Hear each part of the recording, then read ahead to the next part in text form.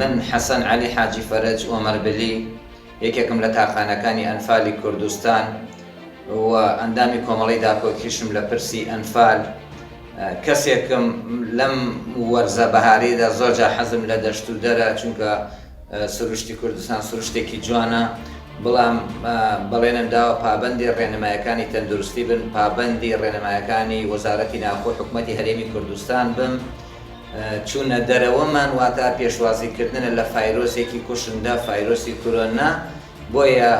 بڕیارماندا و بەڵێنماندا و لە ماڵەکانمان بمێنن نەچینە دەرەوە پێشوازی لەو فایرۆسە کوشندەیە بکەین ئینشەڵا پشتیوان بەخوای گەورە ئەم قۆناغە شەکێ دەپەڕێنەوە ئەکەونە کەشێکی خۆشەوە. Ez Nehmed Muzaffer Reşîd xelkê qezakirê daxist li xelkî Berêzê me Kurdistanê dikim ku van çar rojên hikûmetê kirîne qedexat û çûnê ji malê xwe dernekevin da ku giyanê hewe û xizm û ezîzên hewe bi selamet bimînin. Min navim Bilal e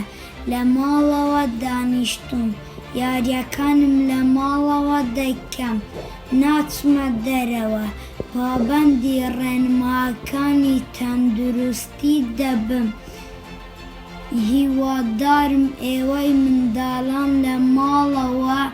نەچنە دەرەوە بوو ئەوەی تەندروست بن سپاس بۆ پۆلیس و ئاسایش کە ناهێڵن خەڵک بچێتە دەرەوە. دەم باش ئەم داوال خەڵکی خۆتکەن و پێگیریە هەپڕێنماییان حکوومەتێ و وەزارەتە تەندروستی و هێزێن ئەمنی بکەن بۆ یەکێک و سەرکەوتنەکە زۆر باش لەسەر ڤایرۆسێ کۆرۆنا تۆمار بکەن و ئەم ڕۆژێکی لە ڕۆژان پەشێمانی وەیەکی نەبین کوم ئەو ڕێنماییە جێبەجێ نەکرینە و هیویا تەندروستیەکە باش بۆ هەموو خەڵکی کوردستانت خوازین سەرکەوتنە. دەمێ و باوڵاتیە باز لە کۆرۆنا بکەین کۆرۆنا مەترسیەکی بۆ هەمومان هەیە و تکا لە ماڵەوە خۆتان کەنەتی نەکەن پابەند دەبین بە ڕێنمایەکانەوە